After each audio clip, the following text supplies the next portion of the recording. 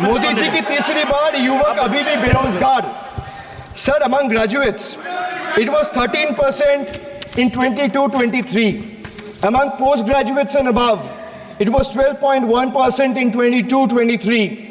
The Skill India mission aimed to train 400 million people by 2022, but only 14 million received training by 2024. The target still remains a distant dream. The Honorable Finance Minister announced 2 lakh crore package for 5 schemes on job and skilling of 4 crore 10 lakh youth. BJP had previously promised 2 crore jobs a year. They are nowhere close to meeting the target, and now they are setting unrealistic targets. These young people don't want to listen to budget speeches. The young people of this country, the young India doesn't want to listen to your rhetoric, doesn't want to listen to your empty promises, doesn't want to listen to your 90-minute long budget speeches. They want jobs, J-O-B-S. So women unemployment rate for women living in urban India soared to 22.7%. Beti Bachao, Beti Padhao.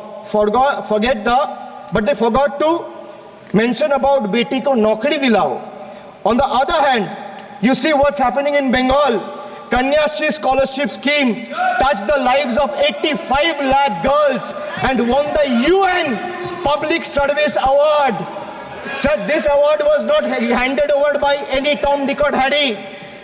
It won the UN Public Service Award. Over 2 crore 20 lakh women have been financially empowered through schemes like Lakhir Bhandar, financial assistance of 12,000 annually for general category and 14,400 for SC/ST women.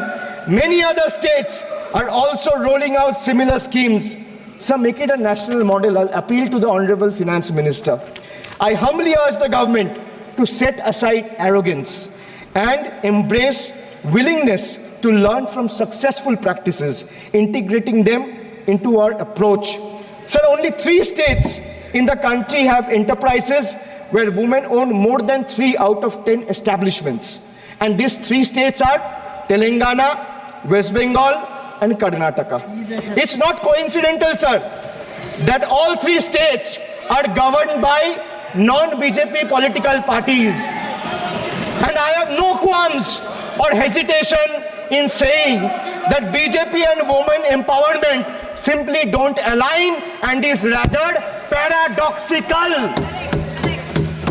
Congress के हमारे साथियों का मुझ पर जरा विशेष प्रेम है, वो special प्रेम है। और जब मैं जिम्मेवारी जो मिली है उसके तहत, और जिम्मेवारी न मिलती तो भी देश के लिए जीना तुमने सीखा है। हम विकसित भारत की जमीन मजबूत कर रहे हैं, उसको एक ताकत दे रहे हैं। एक तरफ देश के युवाओं के लिए मजबूत जमीन तैयार कर रहा हूं, तो कांग्रेस मोदी की कब्र खोदने के कार्यक्रम करवा रही है। और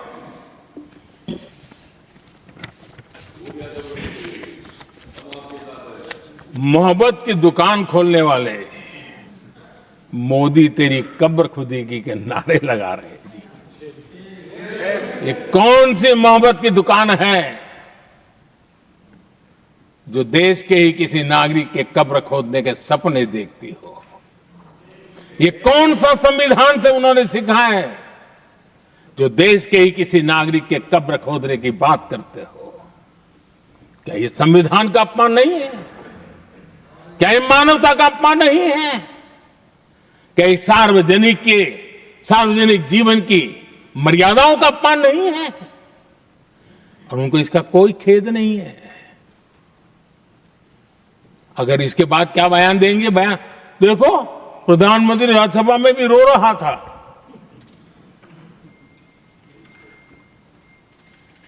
किस प्रकार के संस्कार और वृत्तियों से पले बड़े लोग हैं ये। आदरणीय सभापति जी,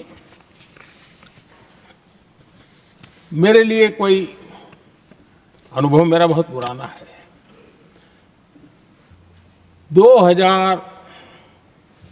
2002 से जब वे विपक्ष में थे तब से, और 2004 से जब वो सत्ता में आए तब से, और 2014 से मैं जब यहां आया तब से, पिछले 25 साल से संसद का एक भी सत्र ऐसा नहीं गया, मोदी संसद का सदस्य नहीं था, एक भी सत्र ऐसा नहीं गया जिसमें इस सदन के अंदर मोदी को गाली देने का काम न किया हो इन लोगों ने।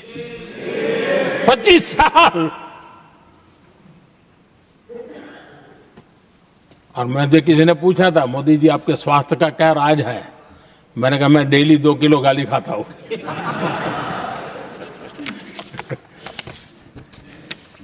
आदरणीय सभापति जी, ये मोदी की कब्र क्यों खोदना चाहते हैं?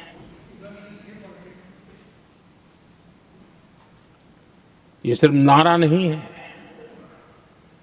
ये इनके भीतर पड़ी हुई नफरत का प्रतिबिंब है, इसकी अभिव्यक्ति है। और वे इसलिए हैं, हमने 370 की दीवार गिरा दी, इसलिए वो मोदी की कब्र खोदना चाहते हैं। हमने नॉर्थ ईस्ट में बम बंदूक और आतंक का जो छाया बना रहता था, नॉर्थ ईस्ट में शांति और विकास का राह अपनाई, इसलिए वो मोदी की कब्र खोदने पर सोच रहे हैं। पाकिस्तानी आतंकियों को घर में घुस करके जवाब देते हैं, इसलिए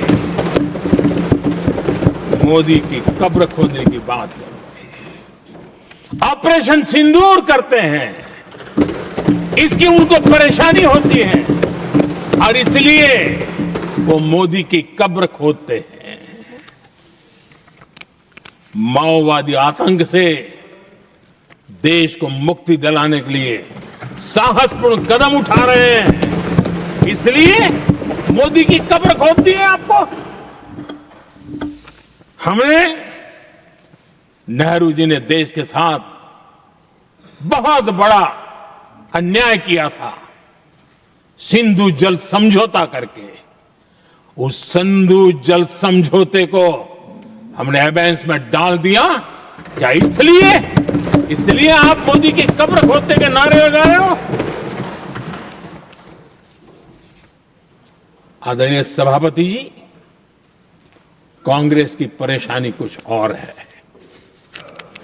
ये पचा नहीं पा रहे कि मोदी यहां तक पहुंचा कैसे, और उनकी परेशानी बढ़ती जा रही है कि भाई पहुंचा तो पहुंचा, लेकिन अब तक टिका क्यों है? और इसलिए वे, एक ही रास्ता उनके लिए बचा हुआ लग रहा है कि मोदी तेरी कब्र खुदेगी। आदरणीय सभापति जी, ये तो मान करके बैठे थे, उनका लोकतंत्र, संविधान का कोई लेना देना नहीं। उनको तो लगता है कि प्रधानमंत्री पद उनके परिवार की जागीर है, उस पर कोई और बैठ नहीं सकता।